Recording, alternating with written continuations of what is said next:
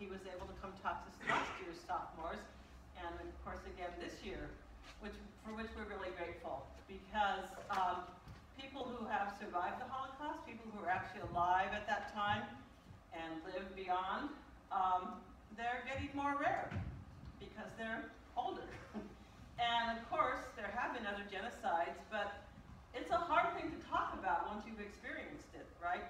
So Mr. Elbaum, he will share his story with you, but he was saying at lunch to some of us and some students, it's really an emotional thing to do this. So, and he never knows. It kind of depends, I think, on the group you're in front of, right? And the memory that you're repeating, that it could be, he might get choked up, but we can live with that. But we want you to know that this is a gift, and this is his story, and so we give a great welcome to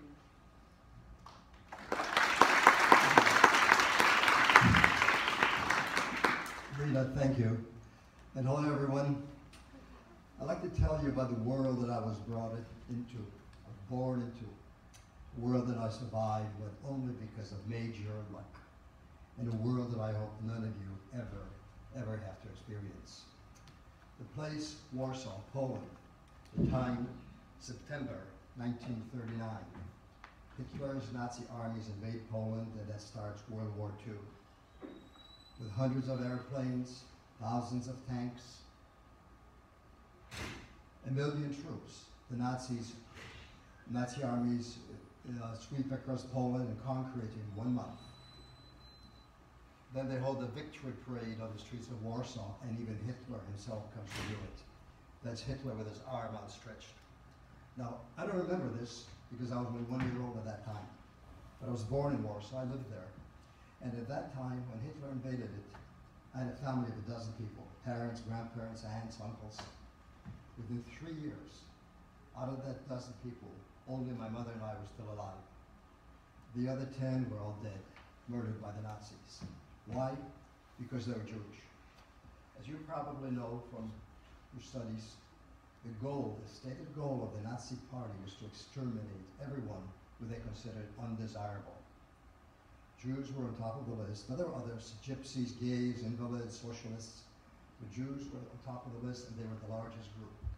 And at that time, when Hitler invaded Poland, there were 3,300,000 Jews living in the country. By the end of the war, 5 years later, that number was essentially 90%, 9 out of every 10 were dead, all murdered by the Nazis.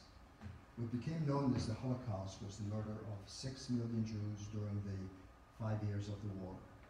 Now, 6 million is a huge number, but if you consider, well, I know this. I don't have a feeling for what 6 number is. It's not a number that's within my area of feeling. It's too big, and I feel that you probably are the same way. So I'd like to put into slightly different terms. If you consider that the 5 million, or 6 million, were murdered in 5 years, that averages out to 1,200,000 every year, or 100,000 every month. Now, 100,000 is still a huge number, but if you think that, let's say, the population of San Francisco or San Jose is about 800,000, that means that the Nazis killed as many Jews as the whole population of San Francisco every 8 months. That has a feeling for me. Or that during the war, essentially, the 6 million is equivalent to 7.5 cities the size of San Francisco. I mean, nothing like this has ever happened in the history of the world. Murder on such a huge scale. Now, why do they do it? Well, the answer is anti-Semitism. But anti-Semitism, which is hatred of Jews, is no different than anti-Christianity, anti-Islam, anti-black, anti-white, anti-gay. It's hatred for someone, not because they've ever done anything to you, but because they're different. Maybe the skin is slightly different color. Maybe they see God and worship in God in a slightly different way than you do. But that is the only difference. And all the antis are nothing but negative. And they always, always lead to destruction. In this life, you have to be for things, not against things, to do any good in your life. Please try to remember that as you go through your life. Be for things, not against things. Now, in addition to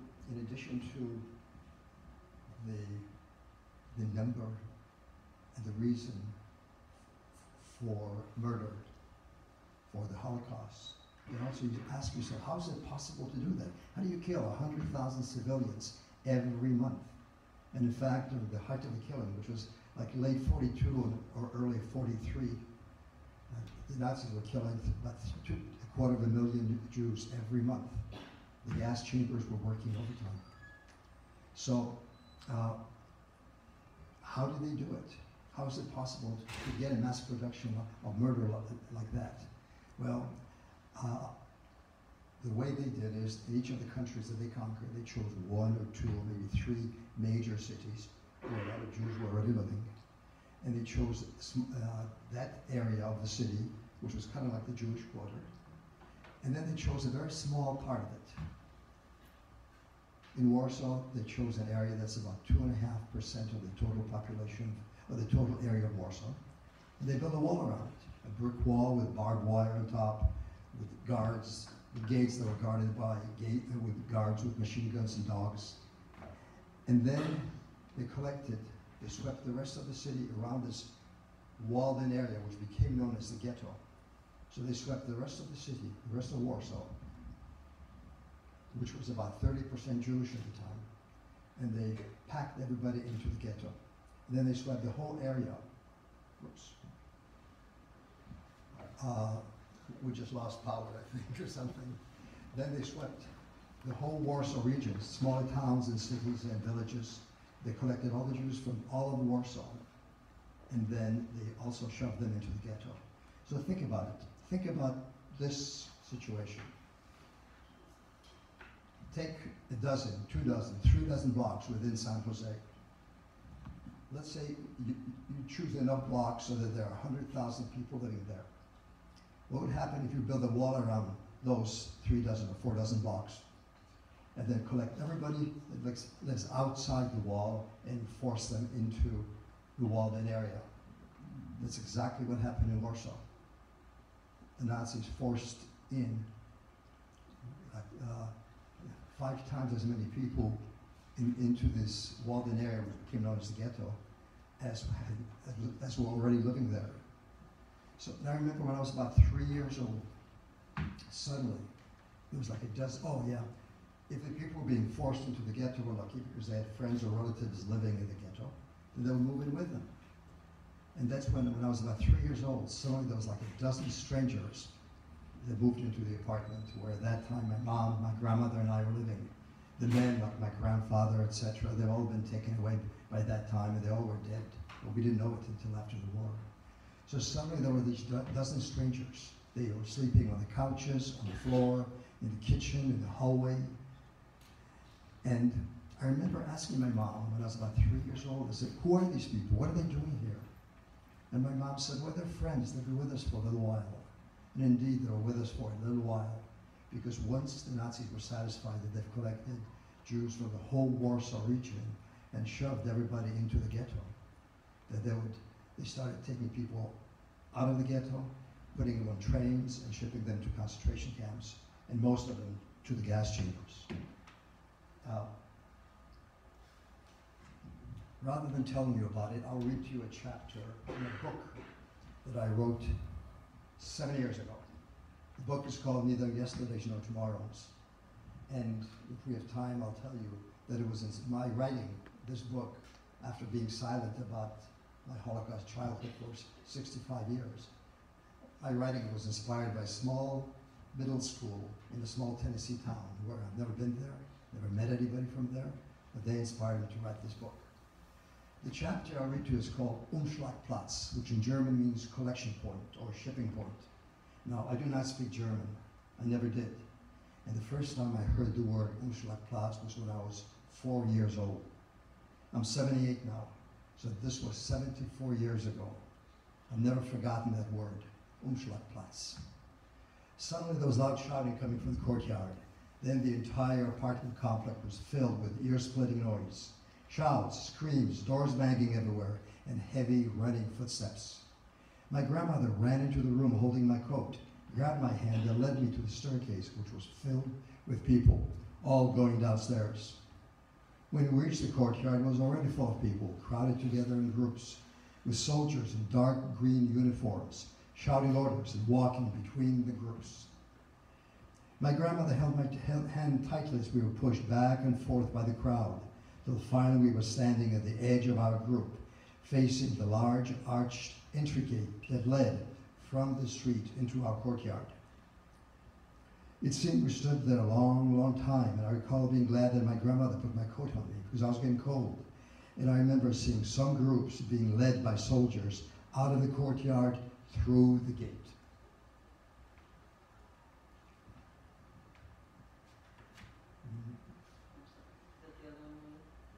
Yeah, this one, yeah.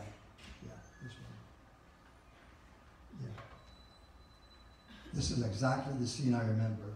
People being led out from the gate is in the back, people are being led out, guards with machine guns guarding them.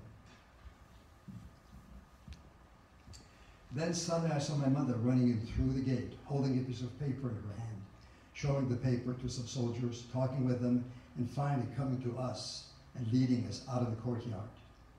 By us, I mean my grandmother and me. It was only years later, after the war, that I understand what happened. The Nazis were emptying out the Warsaw Ghetto, one apartment block at a time, and shipping the residents to concentration camps. My mother, who at that time was working in a factory in the ghetto, which the Nazis authorized the American Jewish Joint Distribution Committee to manage and make uniforms for the Nazi army, somehow learned that our apartment block was being emptied out that day. And she got from the factory director an official document allowing her to keep her family in place. With this document, in effect, a temporary permit to continue living. Think about that. A temporary permit to continue living. She managed to convince the Nazi officer commanding that day sweep to let us go. Had it been a few minutes later, it would have been too late. Because even if my mom had come a few minutes later, my fate would have been just like that little boy, because he lived maybe a week or two longer after this photo was taken. Because from here, these people were taken to freight yards, put on freight cars, cattle cars, and shipped directly to concentration camps. And all children, most women, and all the older but weaker men would be almost immediately sent to the gas chambers. So if my mom had come a few minutes later, I would not be here with you now. Pure luck. Pure luck. Now,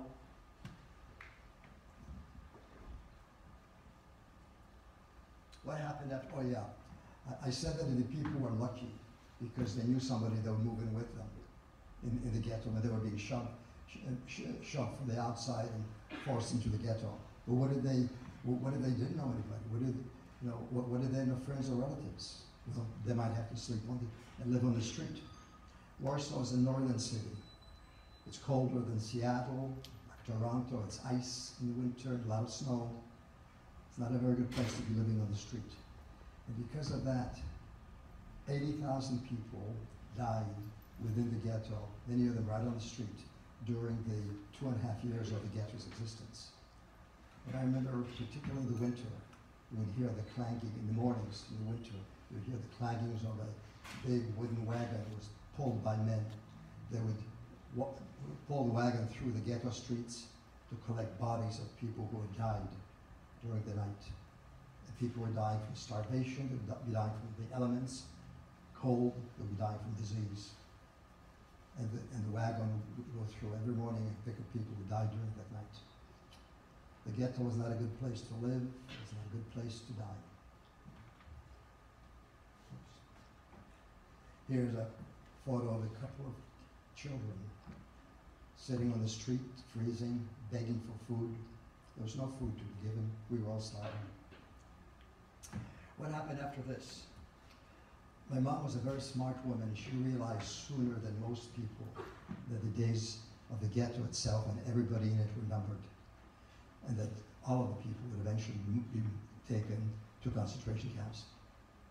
So she decided to try to get us to safety.